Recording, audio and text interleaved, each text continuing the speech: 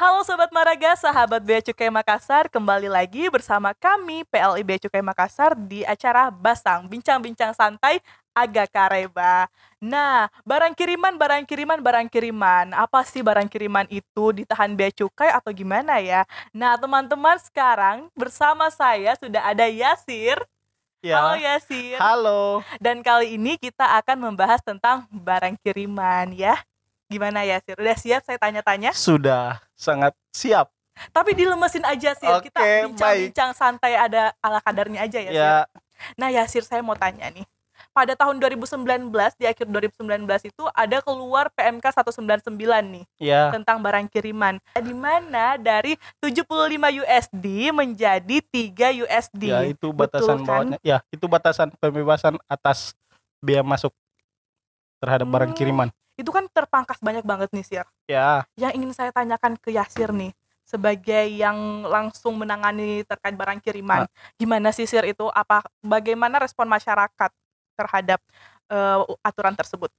ya dari respon masyarakat kita ketahui ada beberapa dari kelompok masyarakat itu sendiri yang eh, sedikit gejolak. Iya, karena beberapa beberapa ini apa namanya? Beberapa pengguna jasa kami yang berdampak terhadap aturan ini adalah mereka yang terbiasa melakukan importasi terhadap barang kiriman yang nilai nilai transaksinya itu di bawah 75 USD yang di mana itu pada saat aturan lama Hmm? itu terkena pembebasan bea masuk dan pajak dalam rangka impor begitu. Benar sekali sih, pasti banyak banget yang tiba-tiba komplain dan lain-lain gak sih Betul. Sir? Jadi gimana cara mengedukasi ke masyarakat terkait komplain tersebut? Tentunya kan aturan ini, sebelum adanya aturan ini nggak mungkin langsung ada. Pasti harus ada dulu pengenalan kepada masyarakat, lalu mulai diterapkan. Nah, Ya, gimana Sir? sejatinya teman-teman di pusat itu sudah melakukan edukasi terhadap baik itu dalam bentuk sosial media, eh koran, radio dan semacamnya itu pasti teman-teman di ini.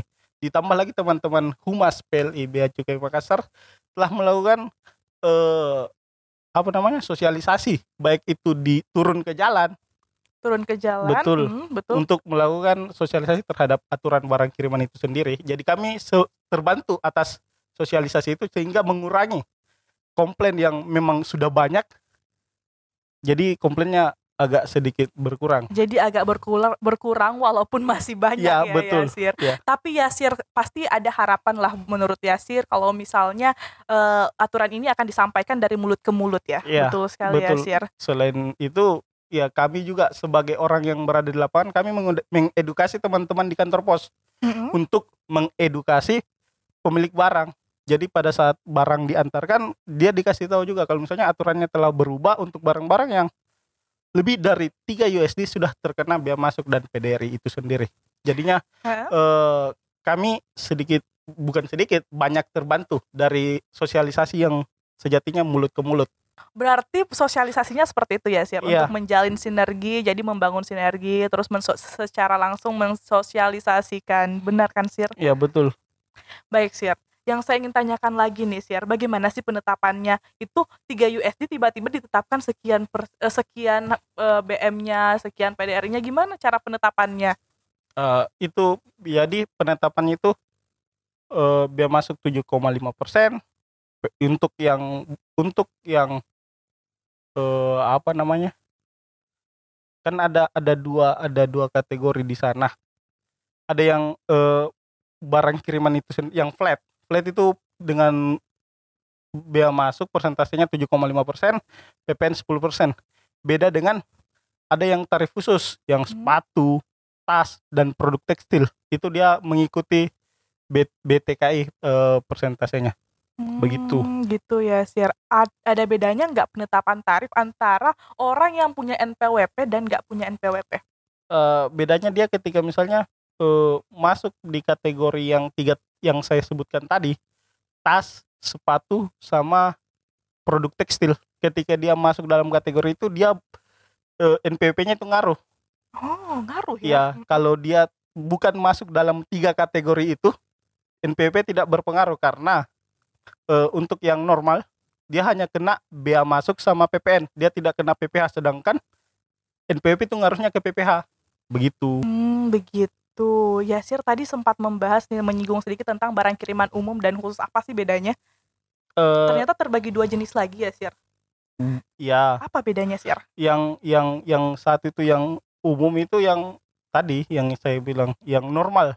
Yang pada umumnya Ya, lah ya. yang pada umumnya. Dan khususnya deh, kalau misalnya umumnya yang normal, khususnya apa aja tuh? Yang khusus yang tadi seperti saya sebut juga. Kayak makanan loh, ada khususnya juga. Produk tekstil, tas, sepatu, karena untuk 3 produk ini dia dari pemerintah pusat.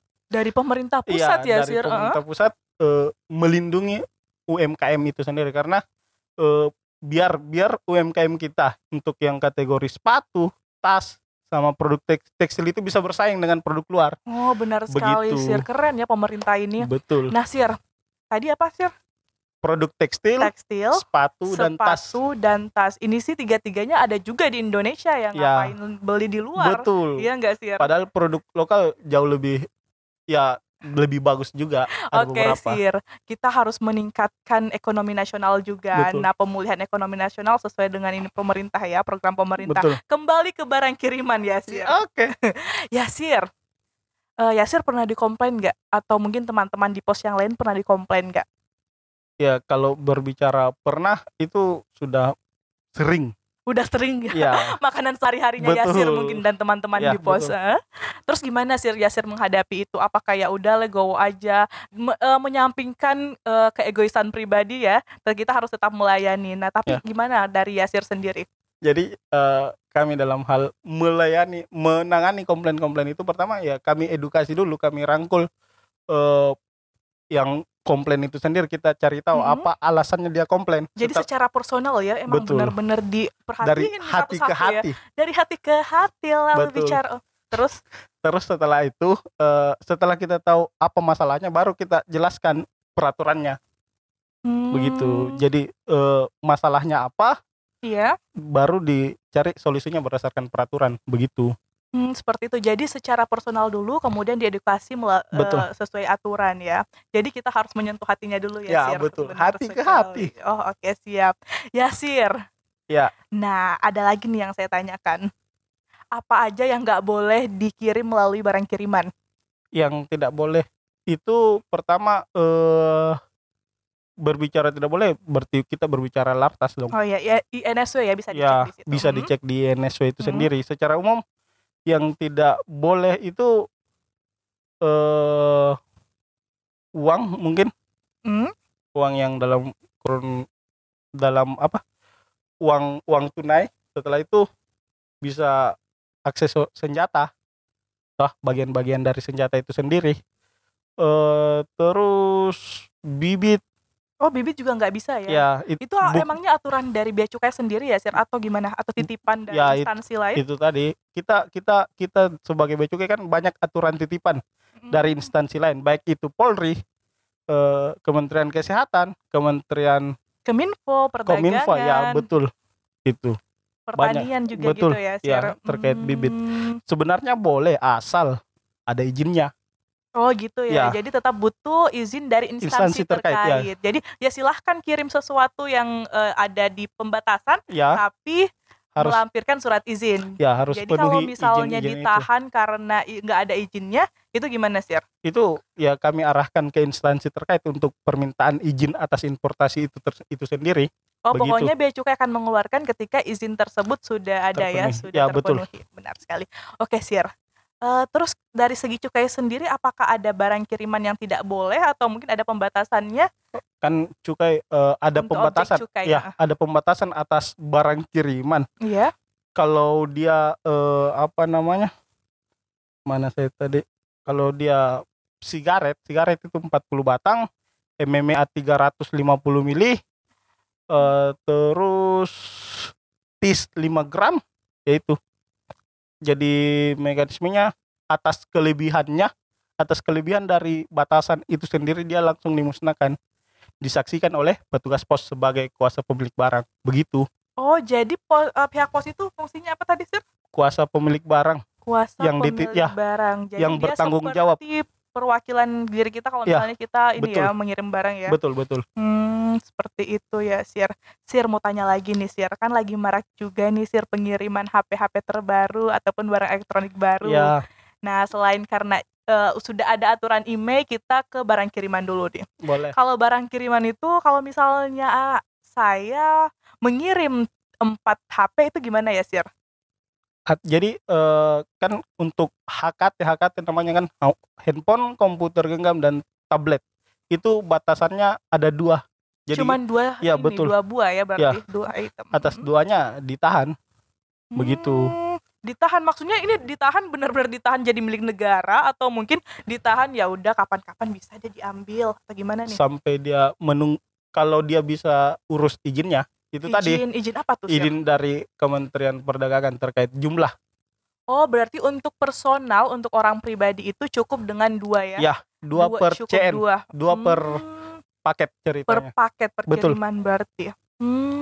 Sir, kalau misalnya 3 USD nih, Iya, barang saya ada 2 kali pengiriman dalam 1 hari. iya. Jadi itu gimana? Jadi dihitungnya per paket atau per hari itu? Jadi kan, dasar perubahan antara dari peraturan sebelumnya ke peraturan sekarang itu yang kan 75 USD ke 3 USD. Iya.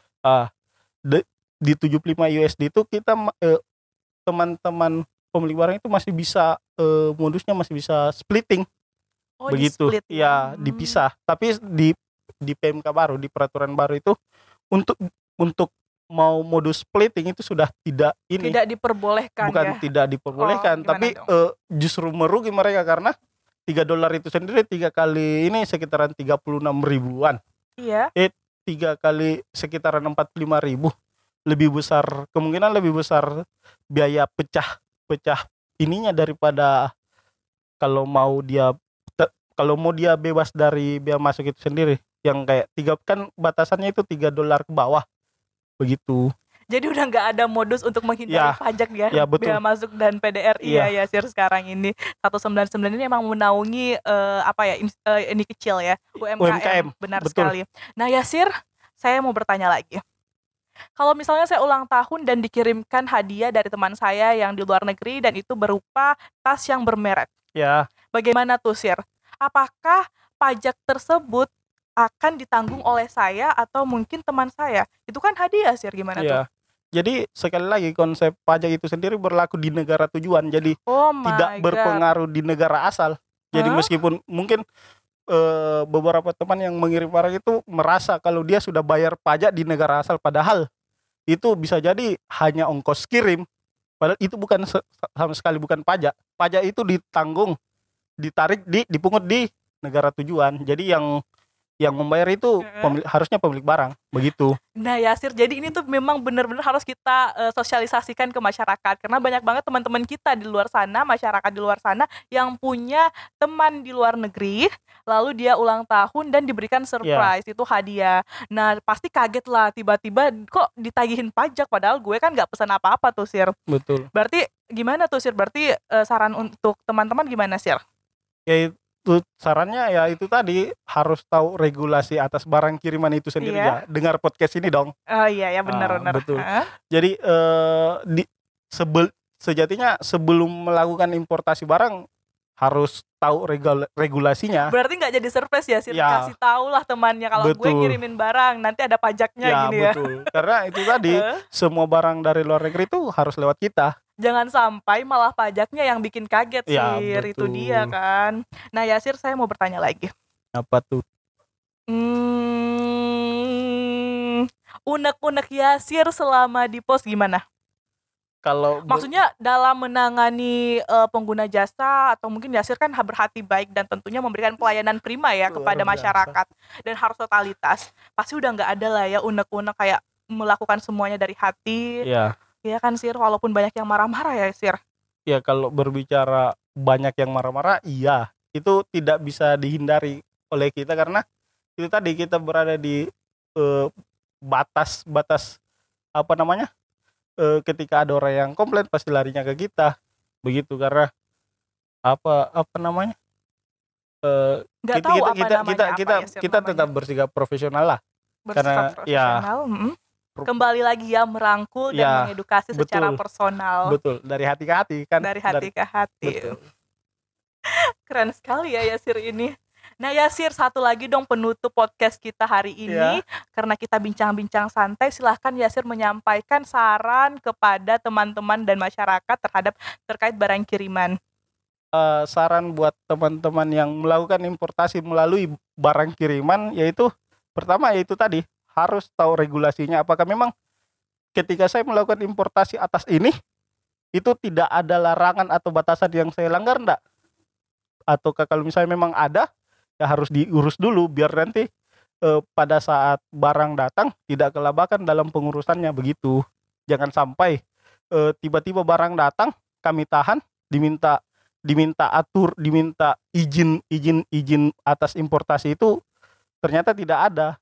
Jadi terus nanti kesannya kami yang menahan barang, padahal kami hanya mengikuti aturan titipan dari instansi-instansi terkait, begitu. Itu sih intinya, harus tahu regulasinya dulu. Yang pastinya hubungi Bea Cukai Makassar dong, begitu. Baik Yasir, terima kasih banyak ya Yasir sudah menyempatkan waktu hadir di podcast kami hari ini. Ya. Nah Sobat Maraga, itu tadi terkait barang kiriman. Jadi PMK 199 itu menaungi segalanya, dari UMKM maupun dari masyarakat itu sendiri, dan untuk komunitas kolektor serta revenue kolektor. Nah, itu dia fungsi Bea Cukai dan barang kiriman. Sampai jumpa di podcast selanjutnya. Dah.